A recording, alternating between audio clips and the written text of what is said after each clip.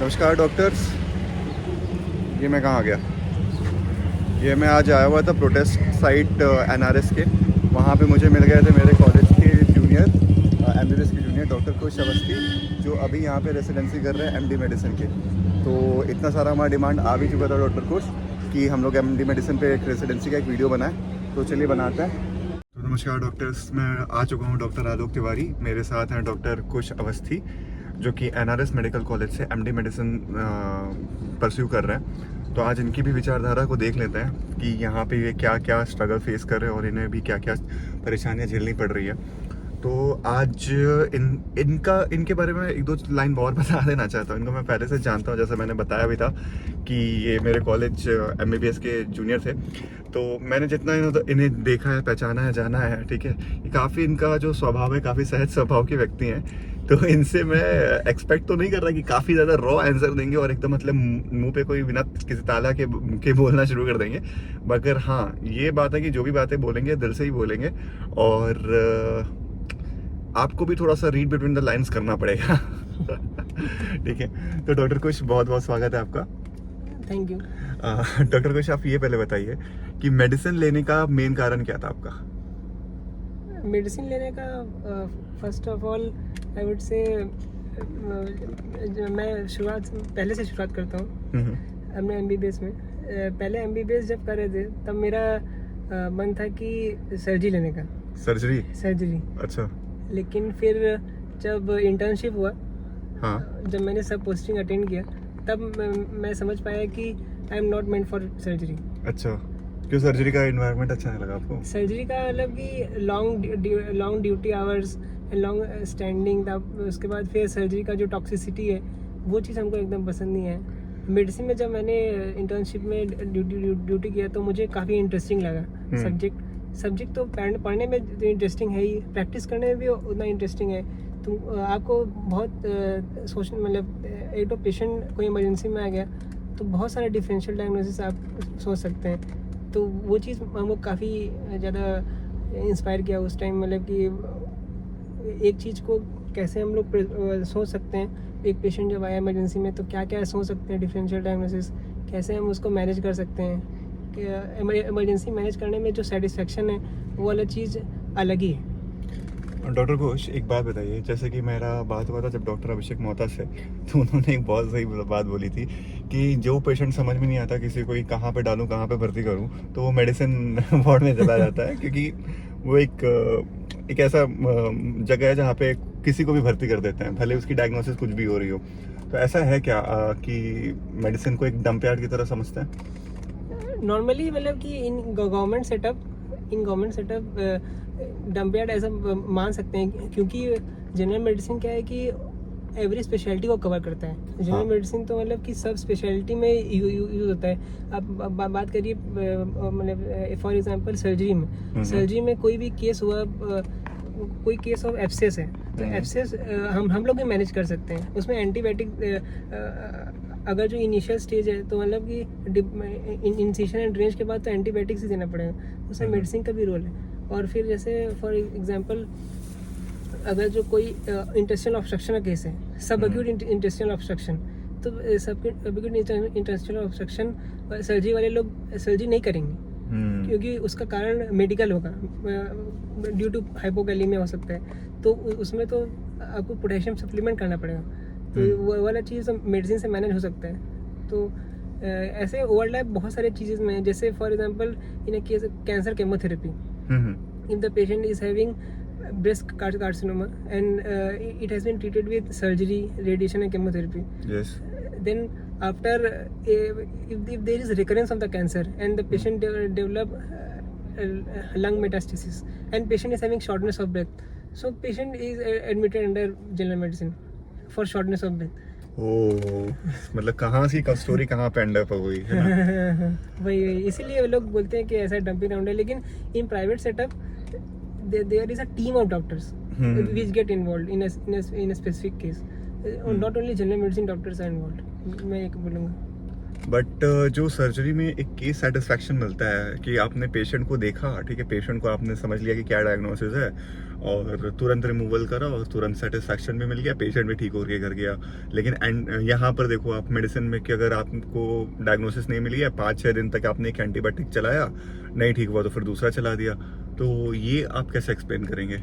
Medicine surgery में क्या है, मेडिसिन में क्या है कि आप तो डायग्नोसिस करने में जो डिफरेंशियल डायग्नोसिस है वो सब चीज़ तो आपको सोच के उसके हिसाब से इन्वेस्टिगेशन भेजना पड़ेगा। इन्वेस्टिगेशन के ऊपर बेस करके ट्रीटमेंट होगा। क्लिनिकल डायग्नोसिस आप डिफरेंशियल डायग्नोसिस पहले बनाएंगे, उसके बाद इन्वेस्टिगेशन भेजेंगे, उसके बाद ट्रीटमेंट होगा। तो इसमें तो अर्ली ट्रीटमेंट होगा। ट्रीटमेंट तो मतलब कि जब रिपोर्ट्स वगैरह आएगा उसके हिसाब से ट्रीटमेंट चेंजेस होगा। इनिशियली हम लोग एंटीबायोटिक्स 5 डेज दे दिए, लेकिन फिर कल्चर सेंसिटिविटी का रिपोर्ट ला के हम लोग तो एंटीबायोटिक्स चेंज करेंगे। तो उसके बाद जो ट्रीटमेंट जो शुरू होगा वो तो परफेक्ट ट्रीटमेंट है। यस, यानी कि आप कहना चाहते हैं कि ये अपने पे है कि आप हमारे पे डिपेंड करता है कि हम लोग कितनी जल्दी डायग्नोसिस बना सके, हमारी कितनी परिपक्वता है इस सब्जेक्ट के ऊपर, कितना होल्ड है, ठीक है। नहीं तो अगर आप लेना चाहे तो आप फिर 2-3 महीना भी लगा दो, नहीं तो आप फिर 2-3 दिन में भी डायग्नोसिस बना दो। यही आपका मतलब प्रैक्टिस है कि आप इतनी जल्दी डायग्नोसिस पहचान सकते हैं, और इसमें ही मजा है। हाँ, डिफरेंशियल डायग्नोसिस कितना ज्यादा आप सोच सकते हैं, उसके हिसाब से आपको इन्वेस्टिगेशन भेजना पड़ेगा, और यही है। अच्छा, बट ये बताइए कि इतना टाइम मिल जाता है, क्योंकि इतने पेशेंट का लोड ही होता है गवर्नमेंट मेडिकल कॉलेजेस में, कि आप कितने सारे डिफरेंशियल डायग्नोसिस बनाएंगे और कितने के आगे आप बढ़ पाएंगे? केसेस कॉमन जो रहता है वो तो कॉमन ही है, लेकिन जो कॉमन केसेस जो हम लोग को वार्ड में मिलते हैं, जैसे स्ट्रोक हो गया, इश्केमिक बाय हेमरेजिक स्ट्रोक, या पेशेंट क्रॉनिक लीवर डिजीज हो गया, या सीओपीडी हो गया, या पेशेंट को अगर जो पेशेंट को सीवीए है, उसके बाद फिर पेशेंट एक्यूट इंसेफेलाइटिस सिंड्रोम हो गया, पेशेंट को सीकेडी हो गया, ये सब केसेस कॉमन है। मतलब out of 20 cases 10 cases will be all this, 10 to 15 cases will be all this, rest other cases will be around which we need to investigate thoroughly, 4 to 5 cases, 15 cases are all common cases। तो हम लोग को ये 20 cases में 15 patient जो है वो normal cases मिलते हैं। 5 पेशेंट को हम लोग को अच्छे से इवेलुएट करना है, वो चीज़ के बारे में आपको सही से सोचना पड़ेगा कि क्या डिफरेंशियल हो सकता है इस पेशेंट का, जो एम्बिगुअस है, जो मतलब कि कुछ भी हो सकता है, तो वो सब पेशेंट में टाइम लगता है। लेकिन नॉर्मल जो केसेस है वो सब जो हम लोग को मिलता है नॉर्मल प्रैक्टिस में, वो वाला चीज़ तो नॉर्मल जैसे ट्रीटमेंट होता है वो प्लान करके हम लोग कर सकते हैं। डॉक्टर कोश, ये बताइए आप मुझे, जैसे कि पीडियाट्रिक्स ऐसा ब्रांच है जहाँ पे आपको वर्क लाइफ बैलेंस भी थोड़ा सा बेटर मिल जाता है मेडिसिन से, साथ ही साथ में बच्चों को देखने का एक हैप्पीनेस क्वोशेंट भी आ जाता है, और पीडियाट्रिक्स में समहाउ मुझे लगता है कि इनकम सोर्सेज भी ज़्यादा हैं, ठीक है। तो आपने क्यों नहीं पीडियाट्रिक्स को चुना, और फिर भी आप मेडिसिन में गए? क्योंकि मेडिसिन एक ऐसा ब्रांच जहाँ पे सच में बहुत सारे ऑप्शंस और हैं आपके लिए, मतलब चुनने के लिए, फिर भी आपने मेडिसिन चुना, तो मुझे सच में क्यूरियोसिटी है मेडिसिन लेने के पीछे आपका क्या रीज़न था? पीडियाट्रिक्स में क्या है कि आपको बच्चे के लिए जो है बहुत ज़्यादा आपको पेशेंस चाहिए। हाँ। पीडियाट्रिक्स में पेशेंस अगर जो आपके पास नहीं है तो आप हैंडल नहीं कर सकते। और पीडियाट्रिक्स और गायनिकोलॉजी दोनों बहुत सेंसिटिव ब्रांचेस हैं, बहुत सेंसिटिव, क्योंकि बच्चे को अगर जो कुछ होगा तो फिर मदर फादर जो है पेरेंट्स वगैरह बहुत ज़्यादा चिंतित हो जाते हैं। तो इसीलिए क्या हम जब इंटर्नशिप किए थे तभी मतलब श्योर हो गए थे कि पीडियाट्रिक्स जैसा पेशेंस और जो धैर्य है उतना दम मेरे पास नहीं है। तो इसीलिए ये वाला चीज़ मतलब पीडियाट्रिक्स और गायनिकोलॉजी दोनों ही नो था मेरे लिए। फर्स्ट जब किए थे, जब एक्सपीरियंस हुआ कि बच्चे को कैसे हैंडल करना है, उतना ज़्यादा पेशेंस नहीं था मेरे पास, इसलिए मैंने पीडियाट्रिक्स को ना कर दिया था। हम लोग का स्कोप का बात करें तो पीडियाट्रिक्स में से ज़्यादा मेडिसिन काफ़ी ज़्यादा स्कोप है। कैसे एक्सप्लेन करेंगे? मेडिसिन में जैसे आप एमडी जनरल मेडिसिन कर लिए तो आप कोई भी मतलब कि ब्रांच वगैरह ले सकते हैं, सुपर स्पेशलिटी ले सकते हैं। अगर जो आप पीडियाट्रिक्स लेंगे तो पीडियाट्रिक्स ऑन्कोलॉजी, पीडियाट्रिक्स सर्जरी, ये 2 ब्रांचेस हैं। उसके बाद आप adult cardio, adult DM endo, adult DM nephro, ये सब कर सकते हैं। तो उसके लिए आपको जब नीट एसएस का एग्जाम है उसमें तो आपको वो पूरा मेडिसिन आपको पढ़ना पड़ेगा उसके लिए। अगर जो आप एडल्ट कार्डियो, डीएम कार्डियो या डीएम एंडोक्राइन करना चाहते हैं तो आपको तो पूरा मेडिसिन, जनरल मेडिसिन कवर करना पड़ेगा, पूरा हेल्थ साइंस पढ़ना पड़ेगा। पीडियाट्रिक्स आप जो पढ़े हैं वो पूरा कोई काम नहीं आएगा। देखिए मतलब वो हो जाएगा, छोटा मुंह और बड़ी बात हो जाएगी। मगर ये भी तो बात है ना कि अगर आप मेडिसिन में देखें तो वहाँ पे इन्फिल्ट्रेशन क्वैक्स का बहुत ज़्यादा है, और पीडियाट्रिक्स में सच नहीं है। और आप देखेंगे पीडियाट्रिक्स में आप सिर्फ पीडियाट्रिशियन ही उस चीज़ को डील कर रहे होते हैं। पीडियाट्रिक्स आईसीयू में भी और कहीं पे अगर जॉब अगर अपॉर्चुनिटीज़ मिलती हैं तो लोग पीडियाट्रिशियन को ही प्रीफर करते हैं। लेकिन अगर मेडिसिन वाला जो चीज़ होता है तो उनका जॉब को करने के लिए और भी ब्रांचेस के लोग उठ के आ जाता है। तो इस चीज़ को कैसे आपने सोचा और टैकल किया? भाई आपको बोले कि नॉर्मल केसेस है वो सब कोई मैनेज कर लेगा, हाँ। लेकिन जो डिफिकल्ट केसेस है जिसमें हम लोग को और इन्वेस्टिगेशन करना पड़ेगा, जो मतलब कि पकड़ में नहीं आ रहा है जी। वो केसेस के लिए आपको तो एक्सपर्टीज चाहिए। हाँ। वो केस नॉर्मल लोग मैनेज नहीं कर पाएगा। नॉर्मल सर्दी खांसी सब कोई मैनेज कर लेगा। हाँ। लेकिन जब कोई एंडोब्रोंकियल टीबी हो गया, कोई डिफिकल्ट केस आ गया, अगर जो आपको नहीं समझ में आ रहा है, ट्यूबरकुलोमा हो गया, कोई भी अगर जो आपको समझ में नहीं आ रहा है तो उसके लिए तो प्रॉपर इन्वेस्टिगेशन करना पड़ेगा फॉर ट्रीटमेंट। तो उसके लिए एक्सपर्टीज चाहिए, उसके लिए तो मतलब मेडिसिन आपको चाहिए। मेडिसिन देखिए एक एंड ब्रांच तो कतई नहीं है, ठीक है, ये आप भी सहमत होंगे इस ब्रांच से। तो आपने जैसे बताया कि धैर्य, ठीक है, तो धैर्य की भी बहुत सारी परिभाषाएं हो सकती हैं। हमारे व्यूअर्स भी इससे अग्री करेंगे कि देखिए जैसे पहला धैर्य आपने बताया पीडियाट्रिक्स में, कि पीडियाट्रिक्स में पेरेंट्स को काउंसिल करते वक्त और बच्चों को भी हैंडल करते वक्त आपको एक बहुत लेवल पे धैर्य चाहिए, ठीक है। तो क्या धैर्य आपको इसमें नहीं चाहिए कि पीडियाट्रिक्स तो चलो एक एंड ब्रांच था, मैं आराम से अब सेटल हो जाऊंगा, और लेकिन मेडिसिन में और बहुत सारा मुझे धैर्य रख करके मुझे आगे और पढ़ाई करनी है, तो धैर्य तो दोनों में ही चाहिए? धैर्य दोनों में चाहिए, लेकिन क्या है कि ये जो धैर्य है जो हमको रखना पड़ेगा वो तो 3 साल तक। पीडियाट्रिक्स में हम लोग को धैर्य पूरा जिंदगी रखना पड़ेगा।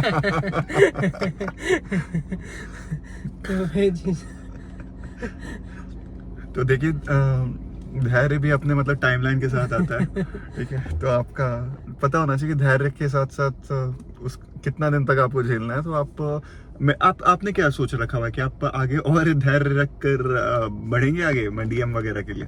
हाँ, डीएम तो देखिए, अगर जो आपको डीएम करना है कि नहीं करना है उसके लिए आपको मतलब कि ये देना पड़ेगा कि आप प्रैक्टिस कहाँ करना चाहते हैं। अगर जो आप टायर 1 सिटी में प्रैक्टिस करना चाहते हैं तो आजकल जो दौर चल रहा है उसमें डीएम कंपलसरी है, क्योंकि डीएम वहाँ पर एमडी मेडिसिन जो है उससे आप अपना रोजी रोटी नहीं चला सकते, आपको डीएम करना ही पड़ेगा। टायर 2 टायर 3 में आप एमडी मेडिसिन प्रैक्टिस कर सकते हैं, लेकिन टायर 1 में आपको डीएम मतलब कि ऑलमोस्ट कंपलसरी हो गया है। और जितना दिन आगे बढ़ता जाएगा तो और ज़्यादा ये चीज़ होगा।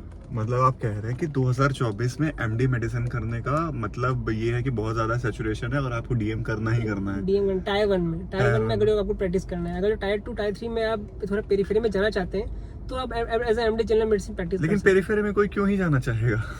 मतलब हाँ, जिसका घर है मतलब जो घर पेरिफेरी में, जैसे हम लोग के मतलब कि 12 रेजिडेंट्स हैं हम लोग। हाँ। तो मतलब कि ऑलमोस्ट 7 to 8 लोग बाहर रहते हैं, मतलब कि किसी के घर मालदा में है, किसी के घर वर्धमान में। अच्छा। तो मतलब कोलकाता में प्रॉपर कोलकाता से 3-4 लोग ही हैं।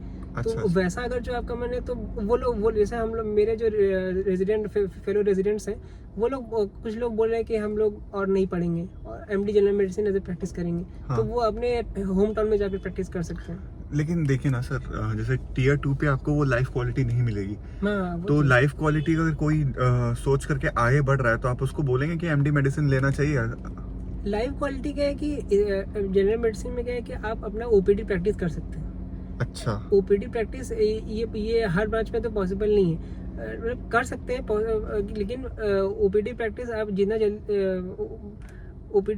जल्दी शुरू करेंगे उतना ज़्यादा आपको मतलब कि एक्सपीरियंसेस होगा, उतना ज़्यादा आप पेशेंट जितना हैंडल करेंगे उतना ज़्यादा आपको कनेक्शन एस्टैब्लिश होगा। Doctor Kush, you are from NRS medical college, ठीक है। तो एनआरएस मेडिकल कॉलेज का आप अपना मेडिसिन डिपार्टमेंट का ड्यूटी आवर्स थोड़ा सा एक्सप्लेन कर देते तो बहुत अच्छा होता। ड्यूटी आवर्स जैसे एनआरएस में है कि आपको इनिशियली एक एड डे करना पड़ेगा, वीक में एक एड डे। उसके बाद नेक्स्ट दिन पोस्ट एड डे शुरू होता है मॉर्निंग 7 AM से नेक्स्ट दिन 7 AM तक। अच्छा। तो फॉर एग्जांपल मेरा एड डे फ्राइडे रहता है, तो फ्रॉम फ्राइडे 7 AM मेरा ड्यूटी शुरू होगा। पेशेंट का फुटफॉल कितने पेशेंट आ जाते होंगे? यूनिट में आपके? पेशेंट का फुटबॉल्स है कि दो वार्ड है, एक तो MMD medicine male medicine ward, एक तो फीमेल मेडिसिन वार्ड। जी। तो हम लोग मेरे साथ और एक मेरा को PGT है, तो हम लोग दो लोग, एक लोग मेल में रहते हैं, एक लोग फीमेल में। तो मेल में अराउंड 25, फीमेल में अराउंड 20। अच्छा अच्छा। तो ये through out the year same रहता है या फिर अगर मैं अभी जो कुछ दिनों में बरसात होगी, डेंगू आएगा, तो फिर मैं उसका डबल एक्सपेक्ट कर लूँ? हाँ, मतलब कि सीजन जब चेंजेस होता है, मलेरिया डेंगू का सीजन जब आता है तो फिर और बढ़ जाता है। 30-35 हो जाता है अच्छा। मेल में। फीमेल में भी पेशेंट काफ़ी बढ़ जाता है, 25-30। तो चलिए ये बताइए मुझे कि टॉक्सिसिटी का क्या हिसाब है यहाँ पे? यहाँ पर मेडिसिन एकदम टॉक्सिक नहीं है। सभी सब सर ऊपर से नीचे तक, सर वगैरह सीनियर्स सब काफ़ी हेल्पफुल हैं। मेडिसिन लीस्ट टॉक्सिक है तो कहीं पर कोलकाता में, तो I would say NRS. But जैसे कि हमने सुना है कि लोग टॉक्सिसिटी को डिफेंड भी करते हैं और ये भी बोलते हैं कि जो प्रीमियर इंस्टीट्यूट्स हैं, ठीक है, वो टॉक्सिक बने ही इसलिए क्योंकि उनको एक particular level of standard maintain करके चलना है। तो यहाँ पे टॉक्सिसिटी नहीं है, तो इसका आइदर दो रीजन हो सकता है कि यहाँ पे लोग कुछ ज्यादा ही एक्स्ट्रा काम कर रहे हैं हमारे सीनियर लेवल तक भी, ठीक है, और रेसिडेंट्स के लेवल पे उतना काम नहीं आ रहा, या फिर आप शायद वो स्टैंडर्ड मेंटेन नहीं कर रहे हैं। क्या रीजन है बताइए? नहीं, रीजन क्या है कि जो मैंने देखा है कि जो टॉक्सिसिटी प्रीमियर इंस्टीट्यूट्स में मेंटेन होता है, वो पहले से ही मेंटेन होता आ रहा है, इसीलिए वो वाला चीज लोग फॉलो कर रहे हैं। हम लोग के यहाँ पर एनआरएस में क्या है कि सीनियर्स वगैरह जो है वो लोग भी टॉक्सिसिटी फेस नहीं किए हैं, इसीलिए वो दूसरे को भी मतलब कि परेशान करना नहीं चाहते। ये लोग बहुत बड़ा कारण है जो मैंने देखा है। दूसरे जैसे आप KGMU का बात करिए, KGMU में कितना जो यूपी में, वहाँ पर बहुत ज़्यादा टॉक्सिसिटी है क्योंकि वो वाला चीज़ इतना सालों से मेंटेन होता आ रहा है। वहाँ पर सीनियर से लेकर 3rd ईयर से लेकर 2nd ईयर तक, मतलब वो लोग भी फेस किए in the duty hours, in the toxicity, इसीलिए वो टॉक्सिसिटी मेंटेन हो रहा है। यहाँ पर क्या है कि आपको मतलब 3rd ईयर वगैरह भी टॉक्सिसिटी फेस नहीं की है, तो वो लोग भी नहीं चाहते कि हम किसी दूसरे को परेशान करें। बहुत ही कुशलता पूर्वक बताया कुछ आपने। इतना धैर्य के साथ आपने इतना अच्छा चीज को, इतने मैंने बहुत डिफिकल्ट क्वेश्चन फेंका था लेकिन इन्होंने बहुत अच्छे तरीके से टैकल करा है, ठीक है। अपने डिपार्टमेंट की लाज भी बचा ली आपने और एक्सप्लेन भी कर दिया कि नहीं एक्चुअली मतलब मैं खुद भी बोलना चाहूँगा कि एनआरएस का जो मेडिसिन डिपार्टमेंट है, मैंने पहले भी मेरे सीनियर्स थे जो इस डिपार्टमेंट से ग्रेजुएट होकर के निकले हैं, ठीक है, तो उन्होंने भी बताया कि यहाँ का डिपार्टमेंट काफी ज्यादा हेल्पफुल है और लोग यही मानते हैं कि भैया तुम नहीं काम करोगे तो तुम्हारा खुद का लॉस है, क्योंकि यहाँ पे लोग सिखाने के लिए हैं, अगर तुम सीखना चाहते हो तो you have to be on the field, that's the simple motto. तो सैचुरेशन का सुनकर तो मुझे बहुत डर लगा, और किसी को भी डर लग जाएगा भाई। अगर एमडी मेडिसिन करने का मतलब ये है कि आप नीट पीजी में भी बहुत अच्छा रैंक लेकर के आ रहे हैं, ठीक है, उसके बाद अगर आपको इतना सैचुरेशन है तो अगर आप और क्या, जैसे मैं एक बात बताऊं, जैसे कि लोग क्यों ही एमडी मेडिसिन करेंगे जब एमआरसीपी करके एक डिग्री है, जो आपने एमआरसीपी 1 किया, एमआरसीपी 2 कर लिया, और लोग इक्विवेलेंट मानते हैं उसको एमडी मेडिसिन के। और ये वाला चीज मैंने देखा भी, एक नया ट्रेंड आ रहा है, ठीक है, लोग एमबीबीएस के बाद बैठ जाते हैं, एमआरसीपी 1 के लिए प्रिपेयर करते हैं, हाउएवर थोड़ा सा एक्सपेंसिव एग्जाम है वो, बट क्या है, तुमको नीट पीजी के लिए तैयारी नहीं करनी है, तुमको अलग से रेसिडेंसी में जाकर के माथा नहीं खपाने का है, ठीक है, तो तुम एमआरसीपी 1 एमआरसीपी 2 कर लो, बाद में पेसेस दे करके अच्छा से वो बन जाओ एमडी मेडिसिन। तो वो आपको कैसा लगता है, वो शॉर्टकट नहीं है एक अच्छा खासा? एमआरसीपी एक ऑप्शन हो सकता है, अच्छा ऑप्शन है, लेकिन वो खाली सप्लीमेंट करेगा एमडी को। खाली अकेले एमआरसीपी जो है वो उतना उसका उतना डिमांड नहीं है, उसका डिमांड है, लेकिन अगर आप लंदन वगैरह यूके वगैरह जाना चाहते हैं तो वहाँ पर काफ़ी डिमांड है। यहाँ पर क्या है कि एज अ सप्लीमेंट अगर जो आप एमडी कर रहे हैं तो उसका जो प्रभाव पड़ेगा रिक्रूटर पर वो और ज़्यादा पड़ेगा। एमआरसीपी अगर जो आपका लगा हुआ है एमडी के साथ तो उसका जो प्रभाव है वो ज़्यादा पड़ेगा। एमआरसीपी आप अलग से कर सकते हैं, लेकिन उसमें क्या है कि बहुत सारा उसका भी कॉन्स है, खाली प्रोज नहीं है, कॉन्स काफ़ी है। कॉन्स में क्या है कि उसमें आपका बहुत ज़्यादा रिसर्च आर्टिकल चाहिए, आपको रिसर्च आर्टिकल्स वगैरह काफ़ी चाहिए, और उसमें आपको क्या है कि थोड़ा कॉस्टली एग्जाम है, जो आपने बोला पहले भी, जो आपने पहले भी बताया कि कॉस्टली एग्जाम है, तो वो चीज़ को लेकर भी अब बोलिए। यहाँ पे एक्चुअली पार्किंग को लेकर के थोड़ा सा इशू आ रहा है, तो मैं तो अपना मैं कर लूँगा, मैं प्रो ड्राइवर हूँ। तो प्लीज़ बोलिए। हाँ, तो वही बोल रहे थे कि MRCP जो है उसका कॉन्स भी है, खाली प्रोज नहीं है। तो कॉन्स क्या है कि उसमें आपको रिसर्च आर्टिकल्स आपका काफ़ी होना चाहिए, और कॉस्टली एग्ज़ाम है, जो आपने पहले भी बताया कि कॉस्टली काफ़ी एग्ज़ाम है, तो वो सब चीज़ भी मैटर करता है, क्योंकि सबके पास तो उतना पैसा नहीं है कि बार बार उतना एग्ज़ाम का फॉर्म भर के एग्ज़ाम दे सकता है, क्योंकि क्लियरेंस रेट भी काफ़ी कम रहता है। तो ये सब भी कौन सा है। और मैं बोलूँगा कि अगर जो आप MD के साथ MRCP अगर जो सप्लीमेंट करेंगे तो वो ज़्यादा बेटर होता है। लेकिन मैंने देखिए डॉक्टर घोष, जब हम लोग कॉर्पोरेट प्रैक्टिस करते हैं, मैंने एक बार अभी मैंने वीडियो में लॉन्च भी करूँगा DNB मेडिसिन के ऊपर, तो उन्होंने भी कहा था कि MRCP करने के बाद भी लोग कॉर्पोरेट के साथ एसोसिएट हो जाते हैं। तो टियर 1 में रहने के लिए अगर DM ना किया जाए और MRCP से इसको सप्लीमेंट कर दिया जाए, तो आपको क्या लगता है कि ये इसको बढ़िया है कि नहीं है?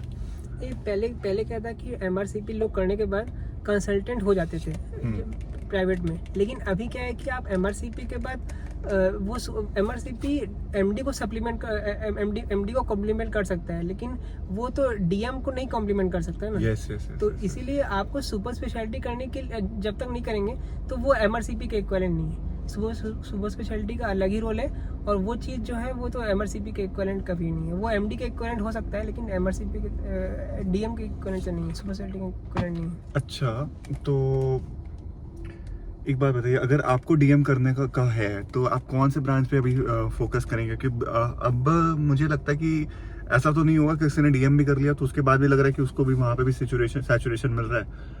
अभी कौन सा लुक्रेटिव ब्रांच, अभी कौन सा ऐसा सुनने में आ रहा है कि ये करने के बाद तो चलो लाइफ सेट हो सकती है, ऐसा कौन सा सुनने में आ रहा है? हावेवर एक मोह माया है, ठीक है, बट स्टिल 3-4 ब्रांचेस हैं जो काफी और कहाँ पे ये भी बताइएगा प्लीज। 3-4 ब्रांचेस जो काफी डिमांड में है। एंडोक्राइन, हाँ, एंडोक्राइन बहुत जो डिमांड में है। Critical care, nephrology, haematology, 3-4 branches हैं जो काफ़ी ज़्यादा डिमांड में है। और ये सब चीज़, ये 4 ब्रांचेस में करने में काफ़ी ज़्यादा मतलब की स्कोप है, और काफ़ी अर्निंग भी है।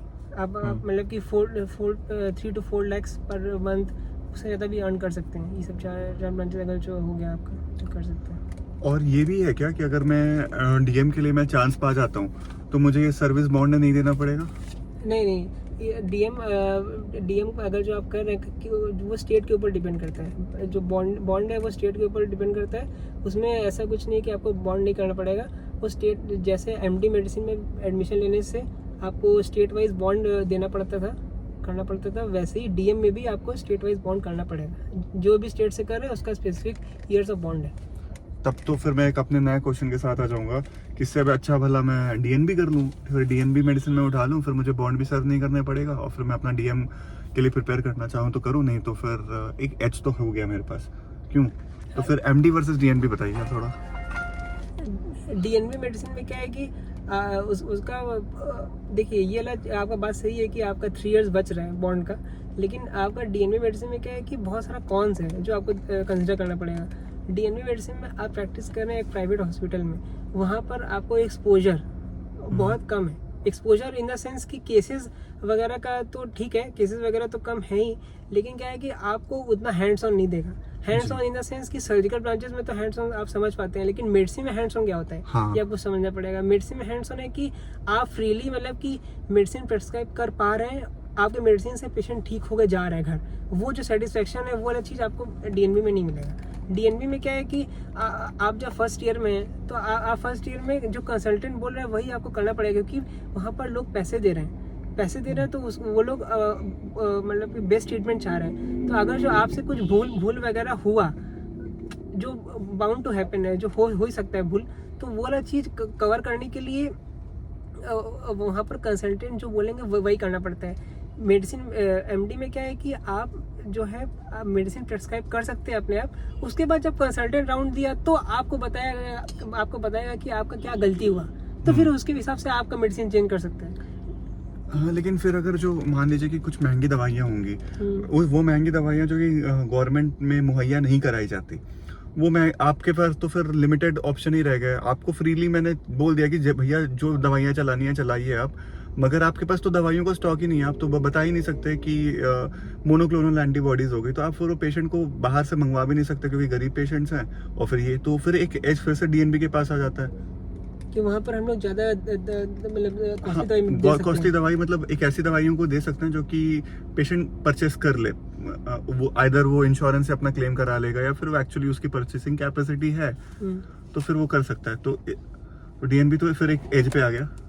देखिए ट्रीटमेंट वाइज तो हम मतलब है ही, हम बोल रहे हैं कि आपको जो कॉन्फिडेंस मिलना चाहिए 3 साल के बाद हाँ। एमडी या डीएनबी करने के बाद, वो चीज़ का हम बात कर रहे हैं कि नॉर्मल केसेस में आपको कॉन्फिडेंस होना चाहिए। अगर 3 साल आप कर लिए एमडी मेडिसिन या डीएनबी मेडिसिन, जी। तो नॉर्मल केसेस जो आपको फील्ड में मिलेंगे जब आप प्राइवेट प्रैक्टिस करेंगे, हाँ जी। तो वो सब चीज़ में कोई भी डाउट नहीं होना चाहिए। वो सब चीज़ में आपको एकदम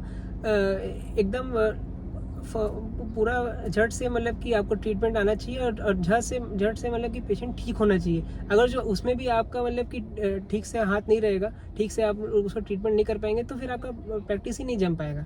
तो इसलिए नॉर्मल केसेस में भी तो कॉन्फिडेंस लाने के लिए एमडी हमेशा बेटर है डीएनबी से। मतलब आपके हिसाब से कि आप जब कोई भी मेडिसिन प्रेस्क्राइब कर रहे हैं तो आपके ऊपर हमेशा आफ्टर गेटिंग द डिग्री के हमेशा कोई ऊपर हाथ तो रहने वाला है नहीं। वही तो आपका एक जो डर होता है वो पूरी तरीके से खत्म हो जाता है। आपको इन एंड आउट पता है कि ये मेडिसिन ये पेशेंट के अंदर जाएगी तो क्या इफेक्ट्स दिखाएगी और पूरी की पूरी रिस्पॉन्सिबिलिटी आप लेने को तैयार रहता है। वो जो पावर आपको मिलता है, वो जो आपको साहस मिलता है, दैट विल गिव आपको वो एमडी ही देगी और डीएनबी नहीं दे पाएगी, उस हद तक नहीं दे पाएगी। बिल्कुल बिल्कुल बिल्कुल। हालांकि डीएनबी देगा, ऐसा नहीं देगा, लेकिन क्या है कि एमडी में वो काफ़ी सेटिस्फेक्शन मिलेगा कि आप पेशेंट को पूरा बिल्कुल ठीक करके आप घर भेज रहे हैं। वो आपका मॉनिटरिंग होगा, कंसल्टेंट आपको मॉनिटर करेगा एमडी में भी, लेकिन क्या है कि आपको फ्री हैंड देगा। डीएनबी में फ्री हैंड मिलना काफ़ी मुश्किल होता है। तो फ्री हैंड फिर तो यहाँ पे लोग ये भी डिबेट कर सकते हैं कि सर आप तो यहाँ पे फिर तो क्लिनिकल ट्रायल्स कर रहे हैं, आप अपने मन मर्जी से कुछ भी चला रहे हैं। ये clinical trials in the sense कि, लेकिन नॉर्मल जो केसेस ट्रीटमेंट आप मतलब कि बुक से पढ़े नॉर्मल केस को, जैसे सीकेडी को आप नॉर्मल बुक से पढ़े कि उसका ट्रीटमेंट क्या है, तो आप जब पेशेंट देख रहे हैं फर्स्ट हैंड में, तो आपका कंसल्टेंट आप पेशेंट को नहीं देख रहा है, पेशेंट को तो आप देख रहे हैं, तो आप उसके हिसाब से मतलब जो उसको सिम्टम्स है उसके हिसाब से आप ट्रीटमेंट वगैरह दिए। नेक्स्ट दिन आपको कंसल्टेंट आके देखा कि आप क्या गलती की है उसमें, तो फिर उसमें करेक्शन होगा तो ज़्यादा बेटर होगा। डीएनबी में क्या है कि आप कंसल्टेंट पेशेंट देख के भेज रहा है, आपको एडवाइस भी बोल दे रहा है, तो आप तो ना सीख नहीं पा रहे हो कि पेशेंट को कैसे क्या ट्रीटमेंट कर रहे हैं, और फिर क्या वो कंसल्टेंट जो बोल रहे हैं वही पूरा आपको देना पड़ेगा, आप कुछ प्लस माइनस नहीं कर सकते। तो आपका लर्निंग जो है वो वाला चीज़ तो इम्प्रूव नहीं हुआ। आपका लर्निंग जो है वो इम्प्रूव होगा जब आप खुद प्रेस्क्राइब करेंगे, खुद गलती जब आपको समझ में आएगा, तभी तो आपको इम्प्रूवमेंट होने का चांसेस है। मुझे तो बहुत ही सही लगा आपका आंसर। ये इतना डिफिकल्ट मैंने डाला आपको क्वेश्चन फ्रेम करके, लेकिन स्टिल आपका ये मानना पड़ेगा कि आपने बहुत ही अच्छे तरीके से एक्सप्लेन करा कि जो पीजीटी होंगे वही पेशेंट को फर्स्ट हैंड देख रहे हैं और उन पे ही पूरा दायित्व है कि वो अपने हिसाब से कोई मेडिसिन चलाए और फिर से कंसल्टेंट की राय लिए बिना अगर वो चला पाते हैं और तो उनको बेटर सीखने मिलेगा। ठीक है। और आप तो पढ़ाई भी कर रहे हैं उसके बारे में, तो हाँ मतलब कि बिना पढ़ाई तो आप देंगे नहीं कोई भी दवाई, तो पढ़ाई करके मतलब कि जो भी केसेस है, केस ओरिएंटेड जो दवाई है वो उससे पेशेंट जब इम्प्रूव होगा तो जो सेटिस्फेक्शन है, जो कॉन्फिडेंस है, वो अलग ही होगा। तो मतलब इसको जो लोग ट्रायल कहते हैं कि मतलब कि आप ये ट्रायल ले रहे हो या फिर आप तो कुछ भी कर रहे हो, ये टेक्निकली कोई ऐरा गैरा व्यक्ति नहीं कर रहा है, कोई मतलब इंसान जो उसको फर्स्ट हैंड देख रहा है, ठीक है, उसके बारे में स्टडी कर रहा है, वो उसके बारे में अच्छा सोच के ही कुछ कर रहा है, तो वो मुझे लगता है कि वो बेटर किसी भी कंसल्टेंट से अच्छा परफॉर्म कर सकता है। हाँ बिल्कुल। मतलब कि आप कंसल्टेंट हैं, लेकिन आप अगर जो बिना पेशेंट को देखे अगर जो आप बोल दे रहे हैं कि ये दवाई दे दो जी, तो उससे तो बेटर होगा कि जो फर्स्ट हैंड देख रहा है वो देखने में ज़्यादा अच्छे से दवाई दे सकता है। बहुत सही बात। क्योंकि कंसल्टेंट तो सब पेशेंट को देता नहीं है। वो जब हम कोई जाता है कोई प्राइवेट हॉस्पिटल में, तो जो आर्मोस वगैरह रहते हैं वो लोग पेशेंट को देखते हैं, वो लोग बताते हैं वाइटल्स क्या है पेशेंट का, लेकिन ओवरऑल पेशेंट को जो देखने का जो तरीका होता है वो वैसा है, तो वो लोग फ़ोन से तो नहीं हो सकता है ना सब चीज़, तो वो वाला चीज़ तो जो पेशेंट देख रहा है वही अच्छे से बता सकते हैं। तो उसके बाद जब ट्रीटमेंट शुरू करते हैं तो उसका ज़्यादा अच्छे से कर सकते हैं। डॉक्टर कुछ मैंने मेरा जो यहाँ पे आने के पहले विचारधारा था, मैं डीएनबी का सपोर्टर था, ठीक है, लेकिन आपसे बात करने के बाद मेरा रुझान अभी एमडी के लिए ज़्यादा बढ़ चुका है। हाउएवर मैं फिर से किसी डीएनबी मेडिसिन के पास जाकर के अगर मैं इंटरव्यू लूँगा तो मैं आपके पॉइंट्स को भी बहुत अच्छे बखूबी तरीके से रखूँगा, ताकि वो भी अपना पर्सपेक्टिव क्लियर कर सके और हमारे जो व्यूअर्स हैं वो एक इन्फॉर्म डिसीजन तक पहुँच सके। तो अगला क्वेश्चन ये है डॉक्टर कुश कि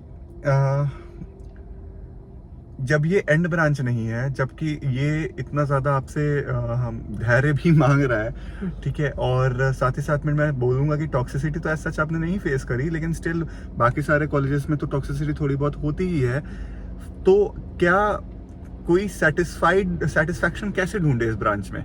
मतलब 3 साल गुजारना, कैसे सेटिस्फैक्शन ढूंढ सकता है जब उसको मालूम है कि यहाँ पे मेरा अंत नहीं है, इसके बाद भी एक नई चैलेंजेस के साथ मुझे आगे बढ़ना है, तो सेटिस्फैक्शन ढूंढने के लिए क्या करना चाहिए इस फील्ड में? देखिए, सेटिस्फेक्शन जो है वो केस के हिसाब से होता है। जैसे कोई केस अगर जो इमरजेंसी हुआ, कोई एनाफिलेक्टिक शॉक हुआ, कोई स्टेटस एपिलेप्टिकस हुआ, ब्रोंकियल एस्मा हुआ, उसको आप झट से 5 मिनट में दवाई देके ठीक कर दिए। वो डोपामिन जो राइज होगा वो अलग ही होगा। डोपामिन जो राइज होता है वो वाला चीज़ जो है वो वाला, सर्जरी में क्या है कि आप 2-3 घंटा सर्जरी किए, उसका पेशेंट पोस्ट ऑप में कॉम्प्लिकेशंस तो हो ही सकता है सर्जरी में, वो क्वाइट कॉमन है। पोस्ट ऑप में 4 to 5 डेज में क्या कॉम्प्लिकेशन होगा कोई बड़ा सर्जरी में, तो आपको पता नहीं है। तो उसमें जो अगर जो कॉम्प्लिकेशन होगा तो आपका फिर तो सेटिस्फेक्शन नहीं मिलेगा। इसमें क्या है कि आपको सेटिस्फेक्शन जो है वो इंस्टेंट मिलेगा, इंस्टेंट सेटिस्फेक्शन मिलेगा। और क्या है कि लॉन्ग टर्म सेटिस्फेक्शन जो है वो छोटा छोटा टाइनी विक्ट्रीज से मिलता है। जब आप इतना ज़्यादा छोटे छोटे जो मतलब कि आपके ऊपर जो चैलेंजेस फेंके जाते हैं उसको आप ओवरकम कर लेते हैं, उससे आपको जब लॉन्ग टर्म में आपको कॉन्फिडेंस और सेटिस्फेक्शन मिलता है। डॉक्टर कुछ मुझे लग ही नहीं रहा मैं किसी एमडी मेडिसिन से बात कर रहा हूँ, मुझे लग रहा है कि इसमें मैं फिलोसोफर के साथ बैठा हुआ हूँ। बहुत ही सही बात बोली लेकिन आपने। तो आपका ये चॉइस फिलिंग का ऑर्डर क्या था? आप जब वेस्ट बंगाल के कॉलेजेस भर रहे थे या फिर बाहर के कॉलेजेस भी भर रहे होंगे, आपका वेस्ट बंगाल में ही लेने का मन था क्या? वेस्ट बंगाल में प्रेफरेंस नहीं था, प्रेफरेंस मेरा आउटसाइड मतलब कि नॉन बॉन्डेड स्टेट वगैरह प्रेफरेंस पहले था, वेस्ट बंगाल बाद में था। वेस्ट बंगाल मेरा होम टाउन है, तो इसलिए नॉन बॉन्डेड स्टेट के बाद मैंने वेस्ट बंगाल चूज किया था। अच्छा, तो फिर क्या ऑर्डर था, प्रायोरिटी ऑर्डर कॉलेजेस का? प्रायोरिटी ऑर्डर मैंने रखा था दिल्ली के कॉलेजेस वगैरह पहले डाले थे, उसके बाद मैंने सेंट्रल इंस्टीट्यूट्स वगैरह डाले थे। दिल्ली के कॉलेजेस में Safdarjung, Mansi, then lady Hardinge, UCMS. उसके बाद फिर मैंने डाला था बीएचयू, आईजीएमएस पटना। उसके बाद फिर आईजीएमएस इम्फाल और ये रांची वगैरह मैंने नहीं डाला था। और उसके बाद फिर मैंने यहाँ कॉलेजेस डाले थे। अच्छा, तो यहाँ के कॉलेजेस में आपका क्या ऑर्डर था? यहाँ कॉलेजेस में फर्स्ट प्रेफरेंस था मेरा एसएसकेएम। अच्छा, एसएसकेएम के बाद सेकंड प्रेफरेंस एमसीके, उसके बाद फिर एनआरएस। एसएसकेएम को फर्स्ट में रखने का कारण क्या था? एसएसकेएम को फर्स्ट में रखने का क्या है कि वहाँ पर वो लोग बहुत सिलेक्टेड पेशेंट भर्ती करते हैं, बहुत ही उसका एक्सटेंसिव वर्कअप होता है पेशेंट का, और डायग्नोसिस वगैरह उसका करके वो लोग ट्रीटमेंट करते हैं। तो जितना कम पेशेंट होगा उतना आप ज़्यादा टाइम दे पाएंगे पेशेंट के बारे में सोच पाएंगे, अपनी सेल्फ स्टडी भी कर पाएंगे, सेल्फ स्टडी भी कर पाएंगे, और प्लस केस ओरिएंटेड स्टडी भी होगा। और क्या है कि आप जितना सोचेंगे उतना ज़्यादा आपको मेडिसिन में आगे जाके आपको फ़ायदा होगा। थिंकिंग पावर डेवलप करना बहुत ज़रूरी है मेडिसिन में, क्योंकि इमरजेंसी में जब कोई पेशेंट आएगा तो आप ऐसे बैठ तो नहीं सकते, आपको तो जल्दी सोच के आपको ट्रीटमेंट करना पड़ेगा। डॉक्टर कोश, जो हमारा कोर ऑडियंस है वो, मतलब मैं हमेशा 3 क्राइटेरिया ही बताता हूँ कि एक मिडिल क्लास फैमिली से, फर्स्ट जनरेशन डॉक्टर है, और उसके पास ऑप्शन नहीं कि सेकंड ड्रॉप ले, ठीक है। तो अगर वो 1 वर्ड आंसर देना है ना, रैपिड फायर, इस बार नो फिलोसफी सर, ठीक है। द थिंग इज कि एमडी वर्सेस डीएनबी, उसको डीएनबी मिल रहा है, ले लेना चाहिए कि नहीं लेना चाहिए? नो। अच्छा, ठीक है। In first attempt, if you are getting DNB, then no. वाह, मतलब अगर वापस से आप बोल रहे हो कि ड्रॉप ले लेना चाहिए? You can try once more. अच्छा, ठीक है। इसके बाद तो मैं तो खुद स्तब्ध रह गया। ठीक है। अच्छा, ये बताइए कि मैं अपना स्टोरी बताऊंगा। मैंने मतलब कि फर्स्ट अटेम्प्ट में मेरा 11,000 रैंक था, तो काफ़ी लोग बोल रहे थे कि तुमको डीएनबी मेडिसिन मिल सकता है। मेरा इनिशियली पहले से ही चॉइस खाली एक ही रखे थे, मेडिसिन, चेस्ट मेडिसिन, कोई भी और दूसरा सब्जेक्ट मेडिकल ब्रांचेस का मेरा नहीं था। तो लेकिन फिर भी मैंने ट्राई किया। सेकेंड अटेम्प्ट में मेरा उतना अच्छा नहीं हुआ, लेकिन तो मम्मी वगैरह बोल रही थी कि ले लो, कोई भी सब्जेक्ट जो मिला ले लो, नेक्स्ट टाइम क्या होगा किसी को तो पता नहीं। लेकिन हम लास्ट अटेम्प्ट जो किए उसमें होप मतलब कि अच्छे से रैंक हो गया। वो हम बोलेंगे कि इन द एंड सब कुछ मतलब कि आपका जो हार्ड वर्क है वो always it always page of. अच्छे से रैंक क्या हो गया, ये आपने देखा होगा कि वो जो क्लास 12th में हम लोग एलन आकाश के सामने जो बच्चे टॉपर बच्चों को देखते थे, और फिर जब हम लोग डैम्स की कोचिंग वगैरह में जाते थे तो टॉपर बच्चों को देखते थे जो ऐसे विक्ट्री पोज बना के बैठते रहते थे, उनमें फोटो भी छपी है सर की। ठीक है, डॉक्टर कुछ ऐसा नहीं है, ठीक है, हल्के में मत लीजिएगा आप इनको। ठीक है, और डॉक्टर कुछ एक और बात कि हाँ, मैं बोल रहा था कि अगर कोई चलो इस फील्ड में आ भी गया, ड्रॉप ले भी लिया किसी ने, ठीक है, लेकिन वो तो है बेचारा मिडिल क्लास फैमिली से, मम्मी पापा भी बूढ़े हो रहे हैं, उनके भी मतलब सोच रहे हैं कि भाई अब तो कुछ कमाएगा, घर वर बनाएगा, ठीक है, शादी वादी करेगा, ठीक है, गाड़ी वाड़ी खरीदेगा, ठीक है, तो ये सारी अपेक्षाएं को मतलब हम लोग जिंदगी की जो मूलभूत चीजें हैं उनको क्या त्याग देना पड़ेगा क्या इस फील्ड में आने के बाद? नहीं, ऐसा नहीं है। मतलब कि आप जब एग्जाम दे रहे हैं नीट पीजी का, तो नीट पीजी के एग्जाम में जो है वो आपको देखना पड़ेगा कि आप पूरा अपना प्रयास कर चुके हैं कि नहीं। मतलब कि अगर जो आप पूरा टायर्ड हो गए पढ़ने से, पूरा बर्न आउट हो गए, तो फिर आप मतलब कि फर्स्ट अटेम्प्ट में डीएनबी लेके निकाल सकते हैं। जैसे बहुत लोग का प्रायोरिटीज अलग अलग होता है।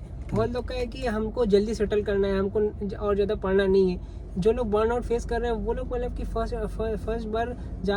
एग्जाम देने के बाद अगर जो वो लोग का मेडिसिन प्रेफरेंस है तो डीएनबी लेके निकल सकते हैं। लेकिन क्या है कि अगर जो आपको लग रहा है कि आपके प्रिपरेशन में डिफिशिएंसी है, आप मतलब कि सही से प्रिपरेशन नहीं कर पाए, कोई भी कारण हो, तो फिर आपको एक ठो और अटेम्प्ट लेने में कोई प्रॉब्लम नहीं है। एक अटेम्प्ट मतलब कि आप अच्छे से अपना डिफिशिएंसी जो है, जो भी आपकी गलती है उसको आइडेंटिफाई करिए। उसके बाद आप उसको अच्छे से प्लान करके एक तो शेड्यूल बना के उसके बाद अपना जो है पढ़ाई शुरू करिए। तो फिर आपको अपना जो टारगेट है वो मिलेगा, टारगेट सब्जेक्ट। देखिए, मेरी प्रश्नावली खत्म तो हुई नहीं है डॉक्टर कुश, ठीक है, इसका सेकंड पार्ट भी हम लोग निकाल सकते हैं। आप अपने जितने भी क्वेश्चंस हैं, आपके जितने भी डाउट्स हैं, मेरे व्यूवर्स को मैं बोलूँगा आप कमेंट बॉक्स पे लिख के बता सकते हैं। आपको वीडियोस अच्छे लगे, मेरे क्वेश्चन पूछने की शैली अच्छी लगी है, तो आप प्लीज़ अपना प्यार जता सकते हैं। उस लाइक बटन को क्लिक करके सब्सक्राइब बटन को भी क्लिक करेंगे तो भी मुझे बहुत साहस मिलेगा ऐसे ऐसे क्वेश्चन जो कि आप नहीं पूछ पाइएगा। जैसे कि आप किसी रेसिडेंट को कॉल करते हैं, आप किसी भी रैंडम रेसिडेंट को कॉल करते हैं, वो थका है, हारा है, या फिर पता नहीं किस सिचुएशन पे है, वो आपको इतने अच्छे से एंटरटेन भी ना करे। हो सकता है कि आप भी दिल के सारे क्वेश्चंस को उसके सामने ना पूछ सके, क्योंकि होता है, हिंड्रेंस आ ही जाता है। तो अगर आप सब्सक्राइब कर देते हैं मेरे चैनल को तो मुझे भी बहुत साहस मिलेगा कि मैं ऐसे क्वेश्चंस को उठाऊं, मैं आपके सारे कमेंट्स को रीड करता हूं और ऐसे क्वेश्चंस को प्रिपेयर करके मैं हमेशा डायरी लेके बैठता हूं। देखो, मैं बहुत सारे ऐसे फ्रेम करता हूँ कि सामने वाले को ऐसा गूगली में डालूं कि वो सही आंसर, रॉ आंसर को ही बाहर निकाले। ठीक है, देखिए डॉक्टर कुश ने भी कितनी कुशलतापूर्वक सारे आंसर्स को अच्छे तरीके से टैकल किया है और अपने दिल की ही बात बोली है। इनके फेस को आप रीड करके देखिए, लगता ही नहीं बेचारा कभी झूठ बोलता होगा। तो मतलब एक अच्छे डॉक्टर और अच्छे डायग्नोसिस बनाने वाले की भी यही एक मतलब चरित्र चित्रण भी है कि वो उसके चेहरे पे सहजता नजर आती है। और डॉक्टर कुश में सारे के सारे कैरेक्टर्स मिलते हैं। और साथ ही साथ में एक और सबसे इम्पोर्टेंट कैरेक्टर है जिसका नाम है धैर्य। धैर्य आपने बताया कि धैर्य बहुत सब्जेक्टिव सा चीज़ है। सर ने बताया कि ये कैसे कैसे बर्नआउट को भी इन्होंने सहा है और अभी भी ये मतलब आगे फ्यूचर में भी काफ़ी बड़ी बड़ी डिग्रीज को लेकर के परस्यू करना चाहते हैं। हाउएवर आपने एकदम पिन पॉइंट करके नहीं बताया कि आप डीएम किस चीज़ में करने के लिए इंटरेस्टेड है। डीएम मुझे अभी नेफ्रोलॉजी और हेमेटोलॉजी दोनों में से कोई एक में इंटरेस्ट है। तो मे बी जब हम लोग इस वीडियो का सेकंड या थर्ड पार्ट लेकर के आए, ठीक है, तो तब तक ये अपना डिसाइड भी कर चुके होंगे और तब तक शायद आपको ये फर्दर नीट एसएस के लिए भी गाइड कर रहे होंगे। तो अगर आपको ये वीडियो अच्छा लगता है तो प्लीज़ लाइक करिए। तब तक के लिए मैं डॉक्टर आलोक तिवारी, मेरे साथ है डॉक्टर कुश अवस्थी और इस वीडियो को हम लोग यहीं पे समाप्त करते हैं। Thank you very much. Thank you so much.